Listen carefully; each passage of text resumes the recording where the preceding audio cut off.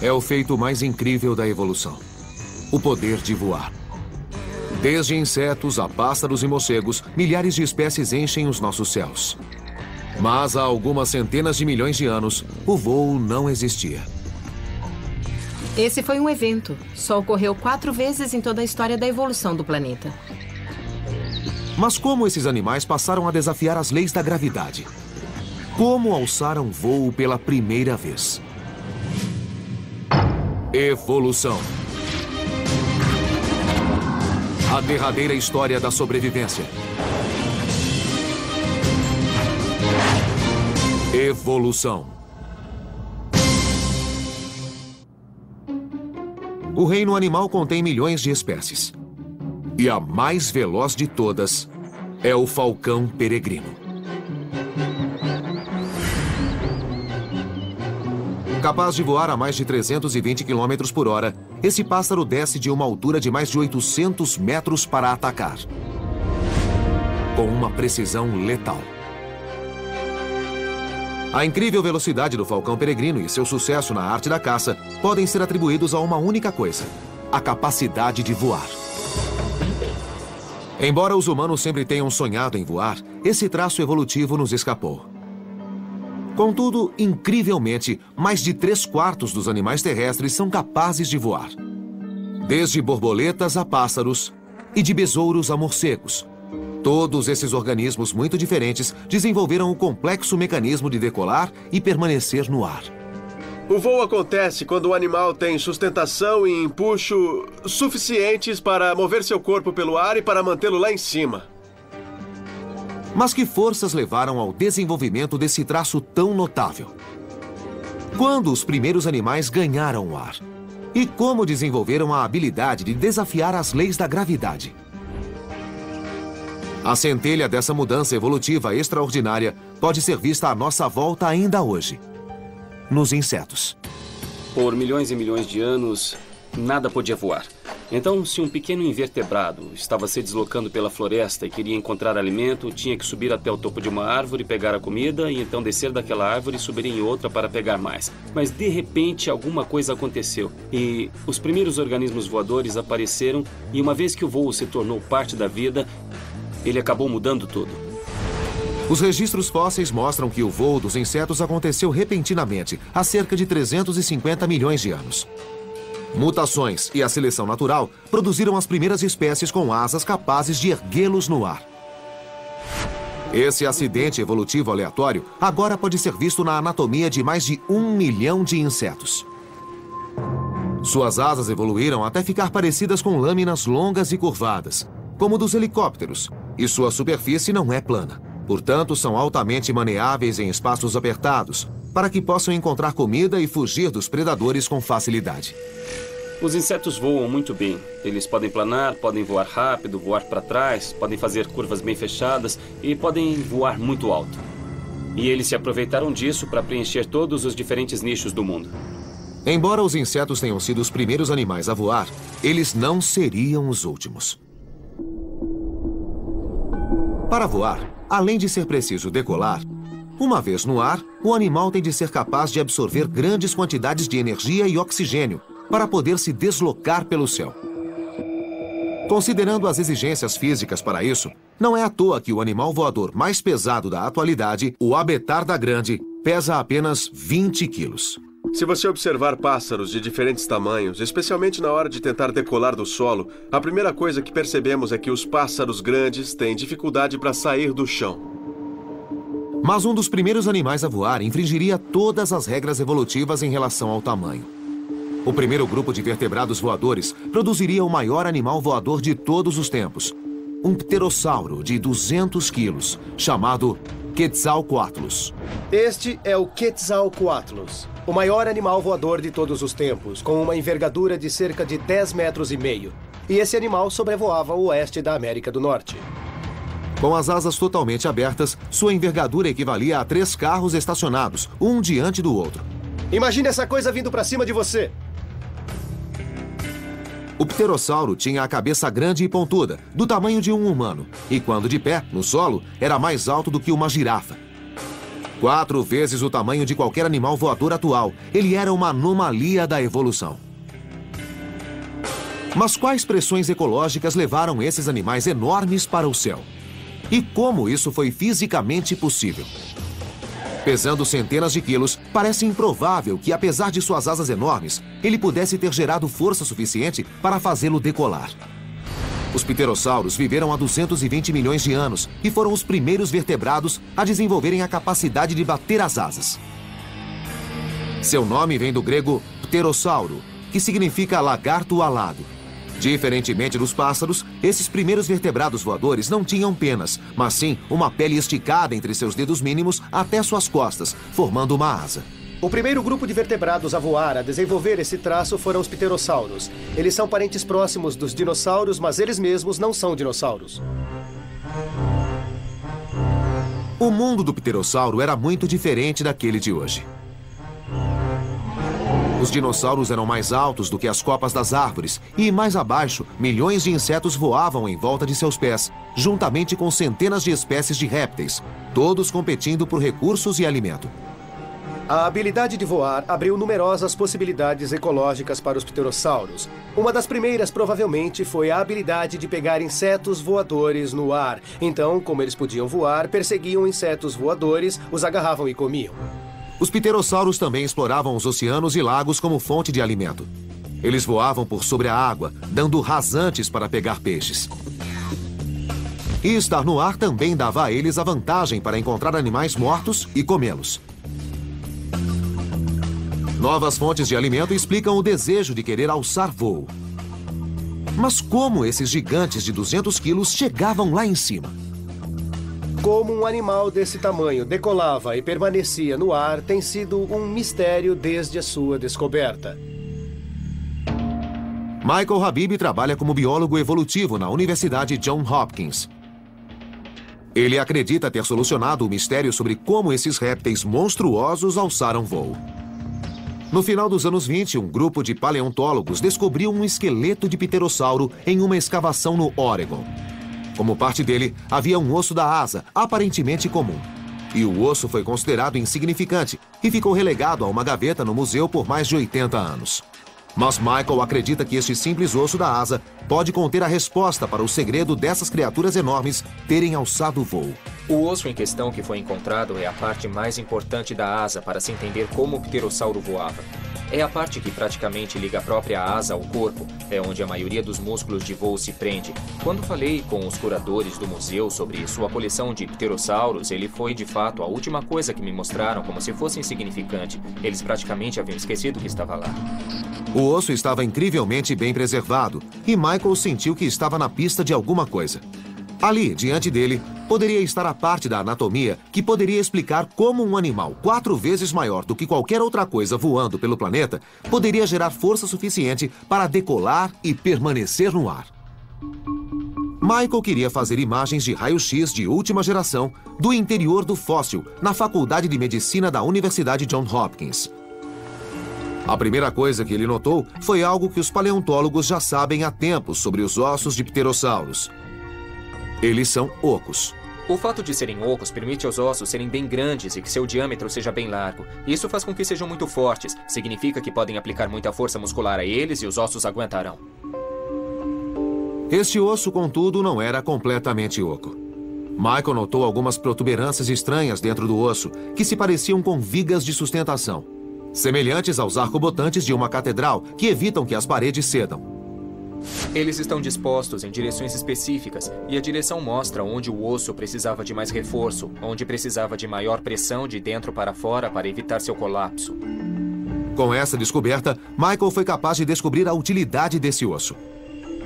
Ele era usado para ajudar a impulsionar os pterossauros, como o Quetzalcoatlus, de 200 quilos, e tirá-lo do solo, semelhante a um mergulhador usando um trampolim. Na verdade, para os animais voadores, a decolagem é muito exigente e muito difícil, pois eles tendem a acumular muita velocidade em um período de tempo muito curto. Para sair do solo e alçar voo, um animal precisa gerar muita força, e isso requer muita potência muscular. Nos pássaros, vemos isso mais nas pernas traseiras, porque no caso deles, não são só as asas que tiram o pássaro do solo. Na realidade, são as pernas. As pernas dão a eles o impulso inicial para que ganhem o ar. A descoberta desse sistema de suportes nos ossos sugere que os membros dianteiros eram fortes o bastante para tirar o pterossauro do chão e lançar seu corpo imenso no ar. Portanto, suas asas eram mais do que apenas um meio para voar.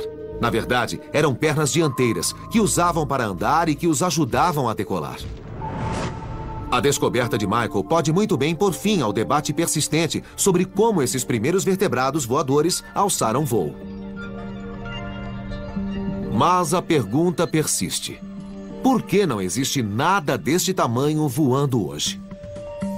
A resposta pode ser o próprio tamanho desses animais. Animais grandes precisam de mais comida para se sustentar, e em épocas de dificuldade ou catástrofe ambiental, animais como esse, o pterossauro, que tem uma envergadura de 10,5 metros, teriam muito mais problemas para se alimentar do que um pássaro da fração de seu tamanho.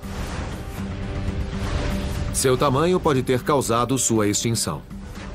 Mas 150 milhões de anos atrás, outro grupo de animais desenvolvia paralelamente a habilidade de voar ao lado dos pterossauros, com diferentes estratégias de voo, naturalmente selecionadas para seu tamanho e anatomia. Uma coisa interessante é que pássaros pequenos perfazem mais da metade das espécies de pássaros do mundo. Então, em termos evolutivos, indiscutivelmente, os pássaros pequenos tiveram muito mais sucesso do que seus colegas maiores. E a inspiração dos pássaros? Não foram os pterossauros, mas predadores que não voavam. 150 milhões de anos atrás, durante a metade do período Jurássico, a vida proliferava não só em solo, mas muito acima dele, nos céus. Dois caminhos evolutivos paralelos foram o ponto de partida para milhões de espécies de insetos. Os pterossauros já voavam acima das copas das árvores há mais de 100 milhões de anos. Mas eles não estavam mais sozinhos. Uma nova classe de criaturas estava evoluindo de maneira independente ao lado deles e levariam o voo a novas alturas. A evolução convergente é um fenômeno em que organismos de duas ancestralidades diferentes desenvolvem características semelhantes em resposta a pressões ambientais semelhantes. E a evolução do voo é um excelente exemplo de evolução convergente. Os pássaros e os pterossauros, diante da necessidade de voar de maneira mais eficiente, desenvolveram um projeto corporal semelhante. Do pombo ao pavão e da águia ao pardal, hoje existem mais de 10 mil espécies de pássaros no planeta, o dobro da quantidade de mamíferos. Mas exatamente quando eles evoluíram e como adaptaram o voo é uma história de detetive de 230 milhões de anos. Mas se você souber onde olhar, existem muitas pistas reveladoras. Oi! Como é que você está?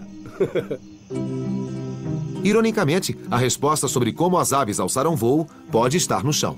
Grandes aves que não voam, como os emus, ajudam a rastrear a origem do voo avicular. Porque acredita-se que os pássaros evoluíram não dos pterossauros alados, mas dos dinossauros, que viviam no chão. Este animal, o emu, é um dos únicos que restaram aqui na Terra que talvez possa nos dizer qual era a aparência real dos dinossauros não aviculares e como eles agiam. Por exemplo, veja os pés de um emu. Ele tem escamas nos pés, como um réptil, e ele também tem dedos que sustentam peso, como um dinossauro terópode não avicular. Os dinossauros terópodes andavam eretos e tinham pernas traseiras usadas para dar apoio e se movimentar, enquanto os membros dianteiros eram usados para agarrar e segurar presas. E o mais famoso era o temível Tiranossauro Rex. Se comparássemos o pé de um tiranossauro e o colocássemos ao lado do pé deste emu, veríamos muitas semelhanças e apenas algumas diferenças. Acho que a característica mais óbvia que os pássaros partilham com os dinossauros não aviculares, uma característica que herdaram dos dinossauros não aviculares, são as penas. Por muito tempo, acreditou-se que, entre os animais vertebrados, as penas eram exclusivas dos pássaros. Mas não era o caso. Milhões de anos atrás, alguns vertebrados não aviculares também tinham penas. Então agora sabemos que as penas não são exclusivas dos pássaros. As penas se desenvolveram inicialmente nos dinossauros não aviculares e é bem possível que tenham evoluído para algo além do voo, talvez para isolamento térmico ou para proteger seus ninhos. Mas fora partilharem penas, como sabemos que os pássaros evoluíram dos dinossauros? E como esses animais terrestres foram capazes de voar? Nos últimos 200 anos, os paleontólogos começaram a encontrar evidências surpreendentes que ajudam a solucionar esses mistérios evolutivos na forma de fósseis incrivelmente bem preservados. O Museu Carnegie de História Natural, em Pittsburgh, abriga uma das maiores coleções de ossos de dinossauros do mundo. Entre eles, há pistas incríveis de como os pássaros, e posteriormente seu voo, evoluíram a partir dos dinossauros. Isto é um molde de Archaeopteryx, e quando ele foi descoberto, muito mais de um século atrás, deixou os cientistas pasmos, porque o fóssil tem uma mistura de características costumeiramente associadas a répteis e que também são associadas a pássaros. O Archaeopteryx foi o primeiro dentre todo um novo grupo de animais. Era um pássaro que se diferenciava de um dinossauro plumado por sua capacidade de voar. Embora não fosse muito eficiente no ar, comparado aos dinossauros não aviculares, havia diferenças claras na estrutura anatômica desta criatura. Contudo, como o pássaro mais antigo do mundo, é evidente que ele não havia se diferenciado completamente de seus ancestrais. Quando olhamos o esqueleto do Archaeopteryx, vemos muitas características herdadas de seus ancestrais dinossauros e que se perderam nos pássaros modernos. Então, por exemplo, se olharmos para o crânio de um Archaeopteryx, vemos que ele mantém dentes minúsculos e todos os pássaros conhecidos da atualidade são desdentados. Também vemos uma cauda longa e óssea no Archaeopteryx, uma característica dos dinossauros. Olhando para a mão do Archaeopteryx, podemos ver que seus dedos ainda têm grandes garras curvas nas pontas, e essa é uma característica que ele partilha com os dinossauros. Além disso, algo essencial também parecia faltar ao Archaeopteryx: músculos. Os pássaros modernos possuem uma série de grandes músculos peitorais que se prendem ao externo e os ajuda a gerar força suficiente para voar. Aparentemente, o Archaeopteryx não tinha esses músculos. Então, embora seu corpo pudesse sustentar voo, é improvável que pudesse ficar muito tempo no ar. O Archaeopteryx provavelmente era capaz de voar, mas comparado aos pássaros modernos, é quase certo de que era bem desajeitado. Sabemos disso porque seu esqueleto é bem mais primitivo do que os dos pássaros modernos. Então, como os pássaros modernos evoluíram e se tornaram criaturas voadoras mais eficientes? Evolutivamente, qual foi o passo seguinte ao Archaeopteryx? Em 2004, numa escavação no noroeste da China, Matthew e seus colegas se depararam com outra peça fossilizada deste quebra-cabeça. Quanto mais eu olhava, mais ficava claro que estávamos olhando para um grupo de pássaros muito bizarros, que eram abundantes durante o período Cretáceo, o último período da era dos dinossauros. Quase 100 esqueletos praticamente completos de pássaros de 100 milhões de anos foram recuperados na escavação, e entre eles, um espécime raro. Fragmentos minúsculos desse animal há muito extinto, chamado gansos, já haviam sido encontrados antes, mas nunca um esqueleto tão completo quanto esse. O gansos tem 40 milhões de anos a menos que o Archaeopteryx. Existiu 110 milhões de anos atrás e era relativamente rápido em termos evolutivos dos pássaros. O gansos adquiriu muitas das características que associamos aos pássaros modernos. Ele é, de muitas maneiras, um pássaro anatomicamente moderno de 110 milhões de anos atrás. Embora o Archaeopteryx fosse capaz de voar, Matthew logo descobriria que o gansos tinha características anatômicas que, é quase certo, faziam com que voasse melhor. Grande parte da história do histórico evolutivo dos pássaros tem a ver com a maior eficácia do voo. Então, por exemplo, quando olhamos para o Archaeopteryx, vemos características que não estão presentes nos pássaros modernos, como dentes e uma longa cauda óssea. E essas são duas características que há muito se discute que foram perdidas nos pássaros modernos porque diminuíam seu peso. A perda de dentes, a cauda mais curta e outros detalhes distintos parecem fazer do gansos um animal intermediário entre o Archaeopteryx, que estava mais para dinossauro, de um lado, e os pássaros modernos do outro. Mas o fóssil possuía os músculos peitorais que poderiam ajudá-lo a decolar com mais facilidade que o Archaeopteryx. O problema era que, embora o fóssil de gansos estivesse completo, também estava muito achatado, tornando quase impossível ver certas características anatômicas dessa nova espécie. Será que as questões básicas desse mistério permaneceriam sem resposta? Felizmente, Matthew pôde recorrer a uma equipe de paleoescultores e artistas do Museu Carnegie de História Natural para tentar recriar a imagem deste antigo pássaro. Trabalhando como detetives em cenas de crimes, a equipe é capaz de reconstruir metodicamente os ossos esmagados e criar uma imagem da possível aparência do gansos. Como Matthew esperava, gansos aparentemente tinham um corpo capaz de sustentar asas grandes e fortes. A presença de um externo ósseo no gansos significa que essa criatura provavelmente tinha músculos peitorais grandes, se comparado àqueles relativamente mais franzinos, vistos no Archaeopteryx. Hoje, todos os pássaros têm músculos grandes, semelhantes àqueles encontrados no gansos. Isso oferece a eles a força necessária para bater as asas e decolar. Será que o gansos foi a etapa evolutiva que permitiu aos pássaros se tornarem mais eficientes no voo? Este cara devia ter uns peitorais bem grandes. Ele teria sido capaz de bater os braços usando um bocado de força e voava muito bem.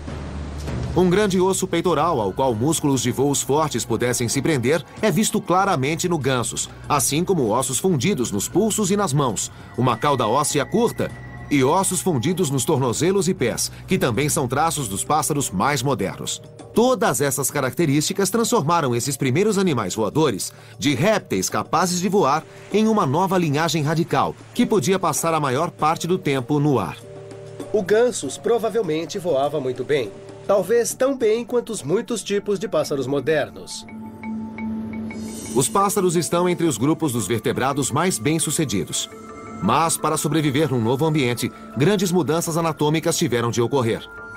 Aquilo que era útil em solo seria um empecilho no ar. Quando os pássaros herdaram a habilidade de voar dos dinossauros, isso veio a um custo. Eles tiveram de perder algumas coisas. E a mais óbvia é que eles passaram a não ter mais mãos. Todos os ossos dos dedos agora estão incorporados à asa e existem penas presas a eles. Portanto, eles não são mais capazes de manipular nada, nem se defender em solo. Contudo, apesar dessa perda, os registros fósseis mostram claramente que a transição evolutiva de dinossauros em pássaros foi um grande triunfo e que, com o passar do tempo, os pássaros se espalharam cada vez mais. Esses grupos que desenvolveram a habilidade de voar e se diversificaram em centenas ou milhares de espécies passaram a preencher muitos nichos diferentes no meio ambiente.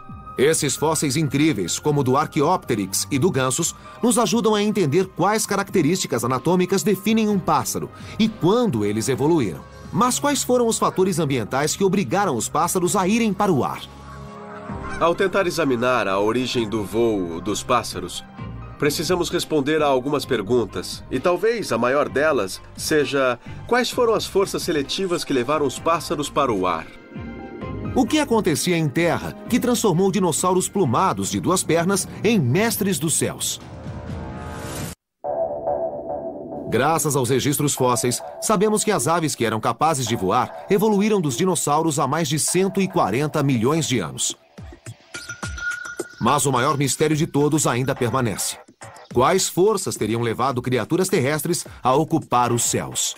Quando alguém pergunta qual era o comportamento de um fóssil, é claro que essa é uma área especulativa, para dizer o mínimo.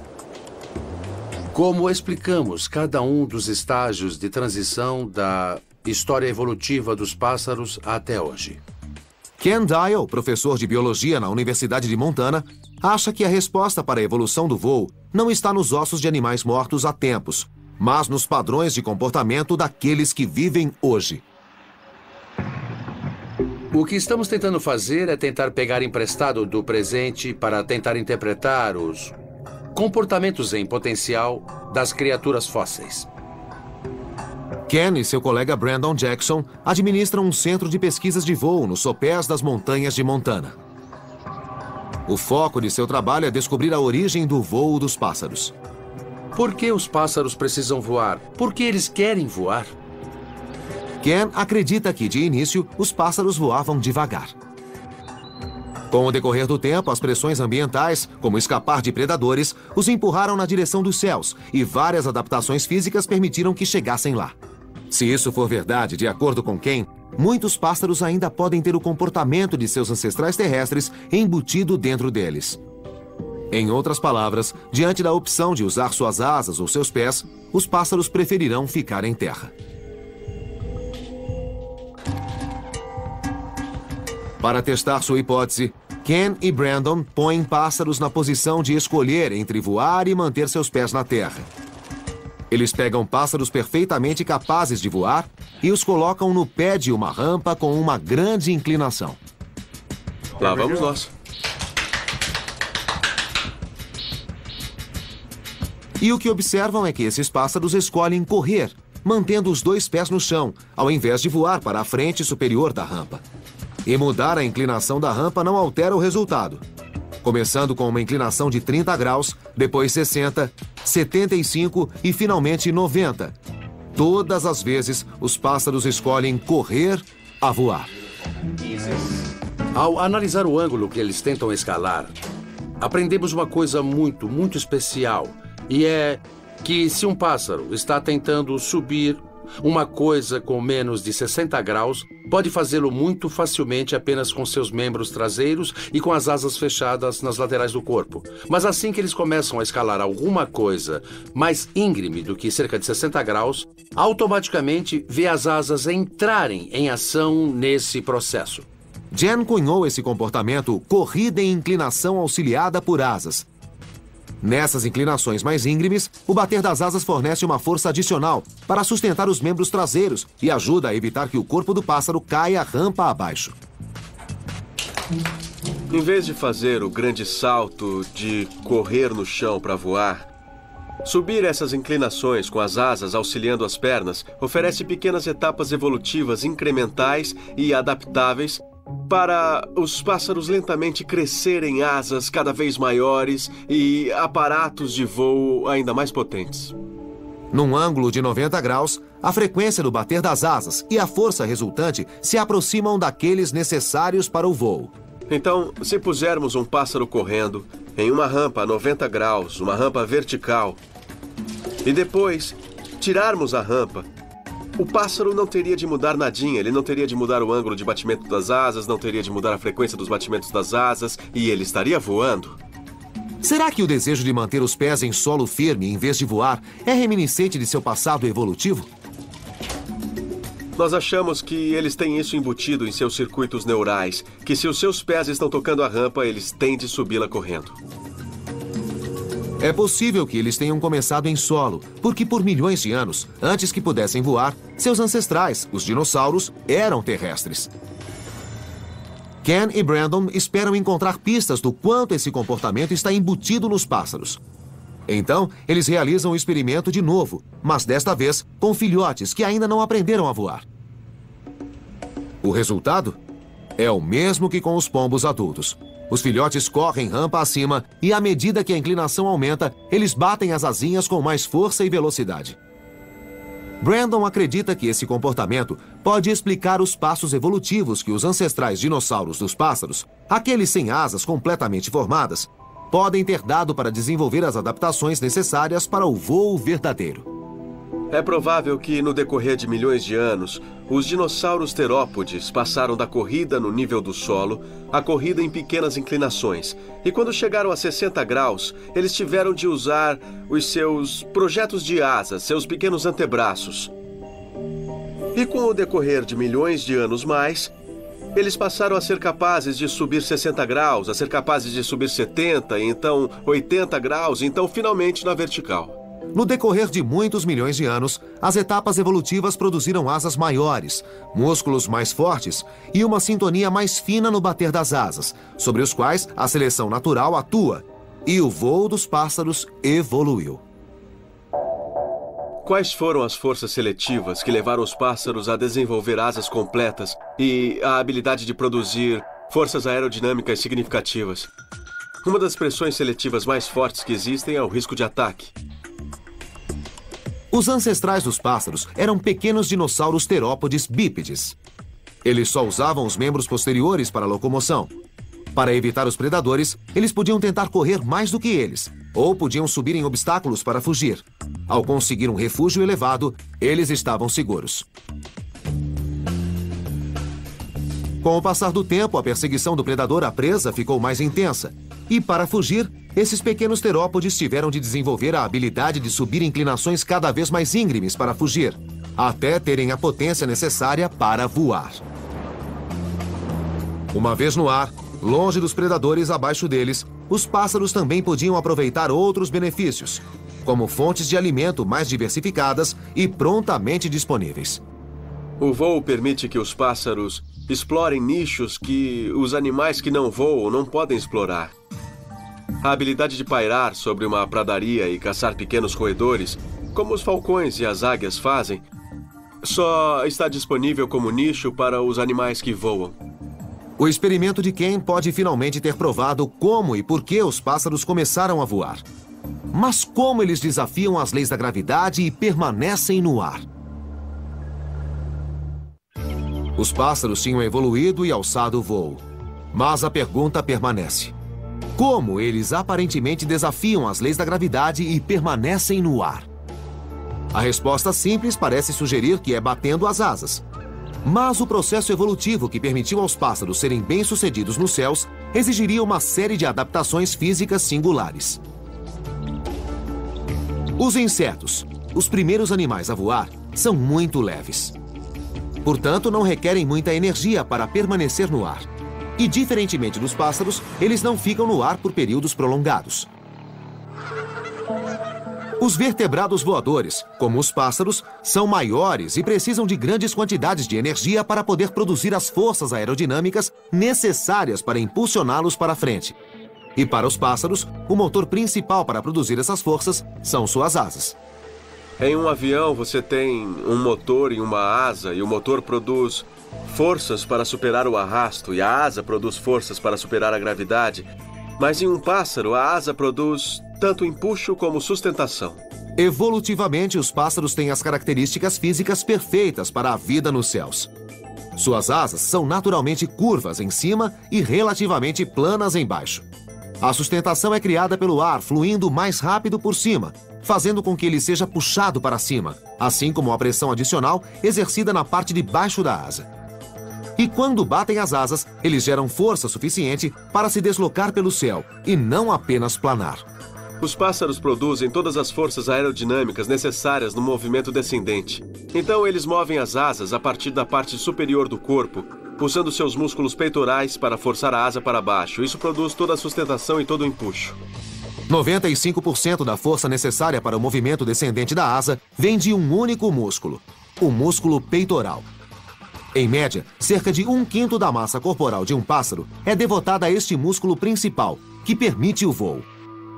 À medida que esse músculo evoluiu e ficou maior, foi capaz de gerar ainda mais energia e fazer com que os pássaros voassem ainda melhor. E para o voo dos pássaros, a direção também é crucial. Os pássaros têm a habilidade única de sempre saber o que está para cima e o que está para baixo, enquanto se deslocam pelo ar, especialmente quando estão fazendo curvas. Os aviões carregam milhares de dólares em equipamentos para encontrar o horizonte. Mas os pássaros não têm nada disso. Em vez disso, eles têm tudo isso dentro da cabeça, em seu cérebro. E um de seus equipamentos é algo parecido com um giroscópio interno. Se você pegar um pássaro e virá-lo, a cabeça dele continua praticamente nivelada. Isso é um contraste comparado com a maioria dos mamíferos, que tem um grande músculo que prende seu crânio ao pescoço. Portanto, a cabeça segue a mesma direção do corpo. Quando os pássaros viram, esse movimento envolve o corpo e eles têm de manter a cabeça perfeitamente alinhada para não perder a localização do chão. Mas outro avanço pode ter sido mais crucial para a evolução da capacidade de voo nos pássaros. O segredo para o sucesso de praticamente todos os animais terrestres é a capacidade de processar oxigênio. Para ter energia necessária para voar, os pássaros utilizam o oxigênio de uma maneira revolucionária. O problema é que eles têm que ingerir quantidades enormes de energia e oxigênio. O segredo está na estrutura interna dos pássaros. Eles, como os pterossauros, têm ossos ocos, que se ligam a sacos cheios de ar. Esses ossos pneumáticos dentro do esqueleto são indicativos da presença de um sistema de saco alveolar. Um sistema de saco alveolar existe lá para fornecer o oxigênio exigido para o voo. Mas o que é um sistema de saco alveolar? E como ele funciona? Leon Claessens, um paleontólogo de vertebrados do College of the Holy Cross, estuda esse sistema complexo em várias espécies de pássaros. Diferentemente dos pulmões dos mamíferos, que se expandem e contraem quando inalamos e exalamos, os pulmões dos pássaros têm um tamanho fixo. Seu volume nunca se altera quando o ar fresco, rico em oxigênio, é inalado e o ar usado, rico em dióxido de carbono, é exalado.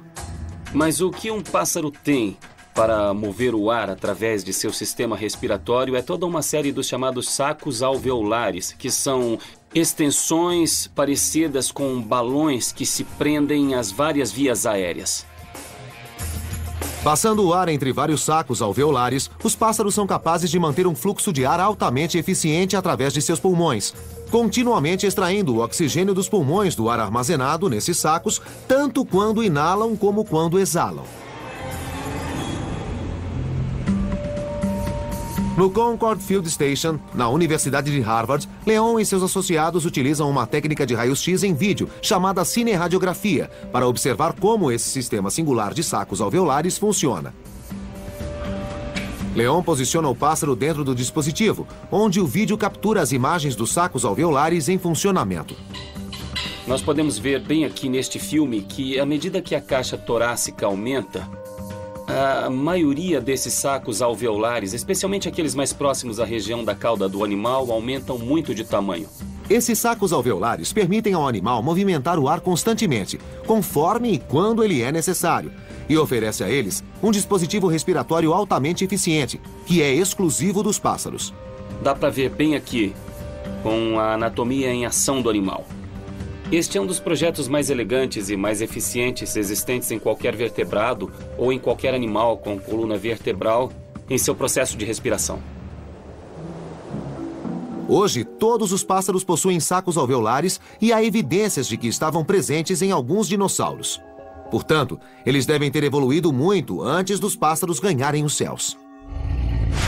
Nos dinossauros grandes, como o tiranossauro, temos evidências da presença de sacos alveolares, pois existem aberturas em ossos, onde parte desses sacos alveolares invadiram os ossos. A anatomia que já havia evoluído em dinossauros que corriam pelo chão, como sacos alveolares e penas, receberam uma sintonia fina da seleção natural para produzir animais que voavam muito bem. Essa anatomia singular abriria caminho para 10 mil espécies de pássaros povoarem todos os continentes da Terra. Mas há 55 milhões de anos, um grupo de mamíferos, sem nenhuma das características dos pássaros, estava para conquistar os céus de uma maneira completamente diferente. Quando o sol se põe, a maioria dos pássaros deixa os céus e dá lugar a um animal completamente diferente. A quarta e última linhagem a desenvolver o poder do voo são os mestres da noite, os morcegos. Os morcegos são os únicos mamíferos que não permaneceram terrestres. Mais do que apenas aberrações da evolução, os morcegos são uma de suas maiores histórias de sucesso. Com mais de 1000 espécies no mundo todo, eles perfazem 20% dos mamíferos. Os morcegos desenvolveram a capacidade de voar de uma maneira totalmente singular, sem nenhuma das características que tornou os pássaros tão bem-sucedidos: penas, ossos ocos ou até mesmo sacos alveolares. Pássaros e morcegos tiveram evoluções completamente distintas. Cada um representa a chegada ao voo através de um caminho evolutivo diferente. Mas quais forças os levaram a serem os únicos mamíferos no ar, cerca de 55 milhões de anos atrás? E como eles conseguiram fazer algo que poucos pássaros conseguiram, que é voar à noite? Temos praticamente certeza de que os morcegos evoluíram a partir de algum tipo de ancestral que planava, que usava dobras de pele para se mover pelo ar sem ter que batê-las. 6 grupos de animais planadores ainda existem, como os marsupiais, o lêmure voador e o esquilo voador. Mas só os morcegos desenvolveram o voo autônomo. O motivo exato permanece um mistério, mas Sharon Schwartz, que estuda morcegos na Universidade Brown, acha que teve algo a ver com seu antigo estilo de vida como planadores. Uma grande vantagem da planagem é que ela oferece uma maneira excelente de escapar de predadores em apenas um instante. Fisicamente, os morcegos adquiriram a capacidade de voar de uma maneira bem diferente que os pássaros. Quando a desenvolveram, mantiveram os 5 dígitos independentes das mãos de um mamífero, que foram cobertas de pele, formando uma asa. Sharon e seus colegas estudam as habilidades dos morcegos no céu ao observá-los voando num túnel de vento. Os morcegos descendem de animais, de ancestrais com 5 dedos separados, e esses 5 dedos separados eram usados para controlar e manipular muitos aspectos do meio à sua volta. Quando as asas dos pássaros evoluíram dos membros dianteiros dos dinossauros, perderam todos os traços dos dígitos que antes estavam lá. Mas foram esses dedos de mamíferos que os morcegos mantiveram que tornam o voo deles tão notável e tão diferente da maneira de voar dos pássaros. As asas dos pássaros são fixas e estão sempre alinhadas, reflexos perfeitos uma da outra. Os morcegos, por outro lado, podem usar seus dedos e cerca de 20 juntas para manipular cada asa separadamente, alterando rapidamente o caminho que ele toma, mais como os remos de um barco do que as asas de um avião. Essa habilidade singular de controlar suas asas fez dos morcegos os especialistas nos céus. Eles podem manobrar e frear instantaneamente e são capazes de mudar de direção até 10 vezes mais rápido do que um pássaro. Então, quando olhamos para o céu noturno e vemos morcegos voando em uma série de ângulos e velocidades diferentes, o que vemos não é a perda de controle, mas, na verdade, o domínio dele. Mas o voo dos morcegos revela outra coisa singular sobre a sua capacidade de voar. Eles são um dos poucos vertebrados voadores que dominaram os céus noturnos. O Dr. Gene Simmons, da Universidade Brown, diz que um simples fator ambiental pode tê-los levado a isso: a predação. À noite, existem quantidades enormes de insetos que evoluíram para ficar ativos, em parte para evitarem ser atacados ou comidos por pássaros. E hoje, os morcegos estão lá explorando esse enorme recurso que são os insetos que voam à noite, sem ter grande concorrência. O alimento pode ter levado algumas espécies de morcegos para os céus noturnos. Mas como eles fazem isso? Não esqueça que eles estão voando na escuridão total, então, na maioria das vezes, a informação visual sequer está disponível para eles. Quais foram os traços desenvolvidos por eles para poder navegar no escuro? Para algumas espécies de morcegos, a resposta está na ação de uma espécie de sonar embutido, a ecolocação. A ecolocação é o processo em que animais fazem um chamado para o meio e ouvem o eco desses chamados, que retornam de vários objetos à sua frente. Nos morcegos, esses chamados estão em uma frequência alta demais para ser captada pelo ouvido humano. Esse sistema, semelhante a um radar, dá uma vantagem aos morcegos durante sua navegação noturna. À exceção dos morcegos, só as baleias e os golfinhos desenvolveram esse sistema. E os morcegos são o único animal voador a usar essa técnica para navegar pelos céus. Silêncio, morcegos voando em testes, não perturbe. Em seu laboratório, Jim mostra a precisão com que um morcego pode voar na escuridão total. As correntes servem como obstáculos e a tarefa do morcego é entrar aqui e manobrar através das correntes usando seu sonar do mesmo jeito que tem de manobrar através da vegetação perto de um lago. E as correntes são pretas e a sala é preta. Quando o morcego está voando, as luzes estão desligadas e fica completamente escuro aqui. Então o morcego é obrigado a usar seu sonar em vez de qualquer visão residual que ele possa ter. Lá vamos nós. Não importa quantas vezes Jim mude o lugar das correntes, criando novos obstáculos, o resultado sempre é o mesmo. Os morcegos conseguem navegar com segurança de um extremo a outro da sala na escuridão total, contando apenas com a ecolocação. Esses animais voadores noturnos desenvolveram o uso dos ouvidos praticamente da mesma maneira que uma águia usa os olhos para descobrir presas em pleno voo. Esse sistema altamente desenvolvido é o que permite aos morcegos viver e voar de maneira muito bem sucedida na escuridão total. Uma das coisas sobre a evolução dos morcegos é que você não pode tratar seu voo separadamente de sua ecolocação e de sua audição. As duas caminham juntas. As duas funcionam tão bem juntas que mais de 1000 espécies de morcegos já se espalharam pelo mundo. Aliados a mais de 10.000 espécies de pássaros e mais de 1 milhão de espécies de insetos, nossos céus estão repletos de criaturas voadoras, noite e dia. Indiscutivelmente, a habilidade de voar é o resultado evolutivo que mais provocou a imaginação humana. E ao estudar as incríveis características dos 4 tipos diferentes de animais voadores, os pterossauros, os insetos, os pássaros e os morcegos, a humanidade tem sido capaz de fazer o que considerava impossível: voar pelos céus. Mas nossas máquinas são insignificantes se comparadas às verdadeiras maravilhas do voo natural. Graças a avanços evolutivos espetaculares, no decorrer de milhões de anos, terra e água não serão mais os únicos lugares repletos de vida.